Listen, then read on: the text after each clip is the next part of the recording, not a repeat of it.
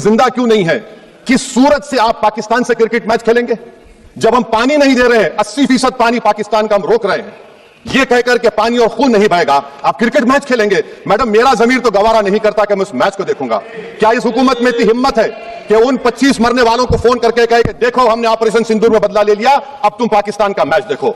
यह आपका नेशनलिज्म है। अच्छा, जब गलवान हुआ उस वक्त भी ट्रंप ने कहा था कि मैं बात करूंगा। हमने कहा नहीं बात करेंगे, जरूरत नहीं है। आज ट्रंप हमारे से पहले बोलता है इज्जत नफ्स भी कोई चीज होती है। इख्तिदार में कोई यहां रहेगा, कोई वहां रहेगा, मगर इख्तिदार में इकबाल होना चाहिए।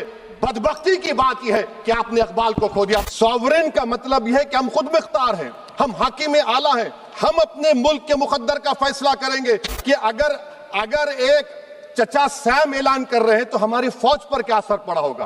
क्या आपने कहा चीन को कि तुमने क्यों दिया पाकिस्तान को हथियार? आप नहीं कहे। क्या चीन ने हमसे कहा था कि सीज फायर कर लो? और कैसे पाकिस्तान ने हमारे पायलट्स की बातों को सुना कि हमारा कम्युनिकेशन एनक्रिप्ट नहीं है? कि क्या फ्रांस ने हमको सोर्स कोड नहीं दिया? इसको अपना दोस्त कहते हैं। प्रेसिडेंट उस शख्स को बुलाकर खाना खिलाता है अपने साथ जिसके भाषण से हमारे लोग मारे गए थे। तो क्या ये दोस्ती निभा रहे हैं? और हम उनको बोल भी नहीं पा रहे, उनको बोल भी नहीं पा रहे। हम तो कोई दुश्मन मुल्क तो नहीं है अमेरिका के। आपको, अगर आप विश्व गुरु हैं तो हम आपको चैलेंज कर रहे हैं। आप G7 के कंट्रीज को, GCC को और चचा सैम को राजी कराइए। पहलगाम किसने किया? 7.5 लाख हमारी फौज और सेंट्रल पैरामिलिट्री फोर्स है। ये कहां से 4 चूहे घुसकर हमारे भारत के नागरिक को मारे? पाकिस्तान और इजराइल इस पूरी दुनिया में एक फेल्ड स्टेट है।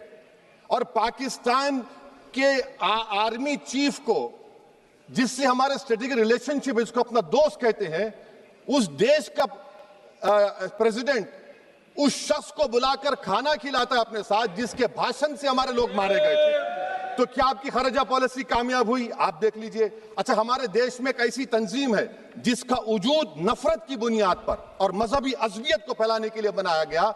उनको तकलीफ है सेकुलरिज्म से, सोशलिज्म से, मगर हमारे संविधान के प्रियम्बल में लफ्ज सॉवरेन है। सॉवरेन का मतलब यह है कि हम खुद मुख्तार हैं, हम हाकिम आला हैं, हम अपने मुल्क के मुकद्दर का फैसला करेंगे। एक गोरा व्हाइट हाउस में बैठकर भारत की सीज फायर का ऐलान करेगा? यह आपका नेशनलिज्म है। अफसोस होता है मुझे सर। मैडम, मैं आपसे पूछना चाह रहा हूं कि अगर एक चचा सैम ऐलान कर रहे हैं तो हमारी फौज पर क्या असर पड़ा होगा? हमारे उन पायलटों पर क्या असर पड़ेगा जो नहीं मालूम कितनी ऊपर आसमानों पर भारत की हिफाजत कर रहे हैं? वो नेवी का सिपाही जो समंदर में खड़ा हुआ है, उसको यह नहीं मालूम हो रहा है कि मेरा प्रधानमंत्री ऐलान नहीं किया, एक गोरे ने ऐलान किया। बड़ा ये आपके कैसा होगा ये?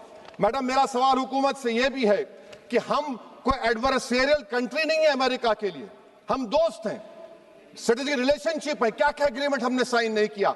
तो क्या ये दोस्ती निभा रहे हैं? मैडम, मैं हिस्टोरिकल एग्जांपल दे रहा हूं। क्रुश्चेव और टीटो। क्रुश्चेव ने दबाव डाला, टीटो ने कहा मैं नहीं मानता, मैं नैम ज्वाइन करूंगा। मैडम, फ्रांस और यूएसए। डिगोल को जब यूएसए ने दबाव डाला तो डिगोल ने कहा कि तुम दोस्त हो मगर हमारी खारिजा पॉलिसी आजाद ना है। मैडम, वहीं पर आप देखिए गुजराल साहब, जिसको कहते सबसे कमजोर थे, वजीर आजम थे, उन्होंने बहादुरी का मजारा किया, रिफ्यूलिंग करने नहीं दिया। वियतनाम 20 साल यूएसए से लड़ा मगर झुका नहीं। और हम उनको बोल भी नहीं पा रहे, उनको बोल भी नहीं पा रहे। हम तो कोई दुश्मन मुल्क तो नहीं है अमेरिका के, ये आपको समझने की जरूरत है। और मैडम, यहां पर वजीर खारजा ने कहा वो चीन गए। डिप्टी चीफ ऑफ स्टाफ ने कहा कि चीन के इक्विपमेंट एक लाइव लैब था हमारे उनके लिए। क्या आपने कहा चीन को कि तुमने क्यों दिया पाकिस्तान को हथियार? आप नहीं कहे।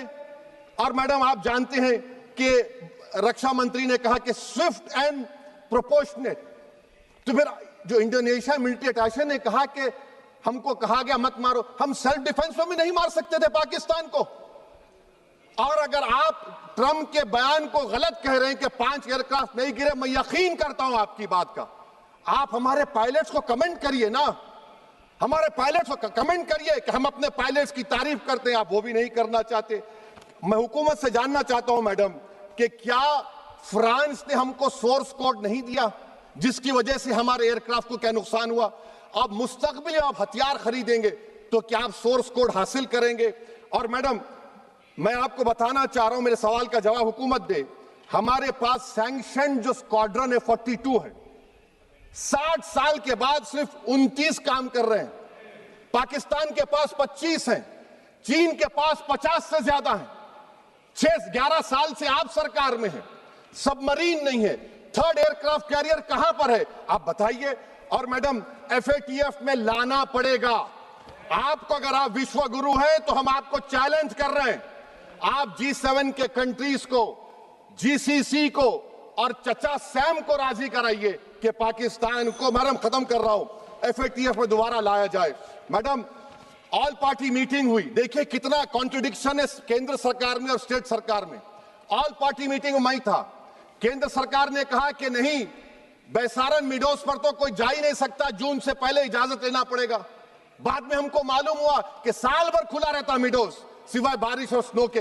ये कॉन्ट्रडिक्शन है केंद्र सरकार में। वहां पे मैं हुकूमत से मुतालबा करता हूं मैडम आपके जरिए से कि कौमी सिक्योरिटी को, नेशनल सिक्योरिटी को, खारिजा पॉलिसी को, फॉरेन पॉलिसी को राजनीति का मुद्दा मत बनाइए, राजनीति का मुद्दा मत बनाइए। ये हमारे मुल्क में मुफाद होगा, हमारे मुल्क के इत्तेहाद और एकजुटती को आप एक वोट का जरिया मत बनाइए। और मैं एक आखिरी बात पूछ रहा हूं मैडम, क्या चीन ने हमसे कहा था कि सीज फायर कर लो? और कैसे पाकिस्तान ने हमारे पायलट्स की बातों को सुना कि हमारा कम्युनिकेशन एनक्रिप्ट नहीं है? मैडम आखिर में मैं अपने शेर से इस अपनी बात को खत्म करूंगा कि अपने ही हाथों से सर अपना कटाना है हमें, मादर हिंद पे भेंट चढ़ाना है हमें। किस तरह मरते हैं एहरार वतन भारत पर, यह तमाशा है जो दुनिया को दिखाना है हमें। यह मैं भारत की उस बहादुर फौज के नाम पे करता हूं, मुसल्ह फौज के नाम पे करता हूं। यह शेर कहने वाला कोई बीजेपी का नहीं था, यह शेर कहने वाले का नाम शेर था, शहीद अशफाकुल्लाह। मैं फिर से हुकूमत से कह रहा हूं, पाकिस्तान टेररिज्म करेगा, आप तैयार हो जाइए। आप चीन से मोहब्बत, कितना इम्बैलेंस हुआ ट्रेड का, कितना इम्बैलेंस हो रहा है चीन से। अच्छा, जब गलवान हुआ उस वक्त भी ट्रंप ने कहा था कि मैं बात करूंगा, हमने कहा नहीं बात करेंगे, जरूरत नहीं है। आज ट्रंप हमारे से पहले बोलता है। इज्जत नफ्स भी कोई चीज होती है, इख्तिदार में कोई यहां रहेगा कोई वहां रहेगा, मगर इख्तिदार में इकबाल होना चाहिए। बदबख्ती की बात यह है कि आपने इकबाल को खो दिया।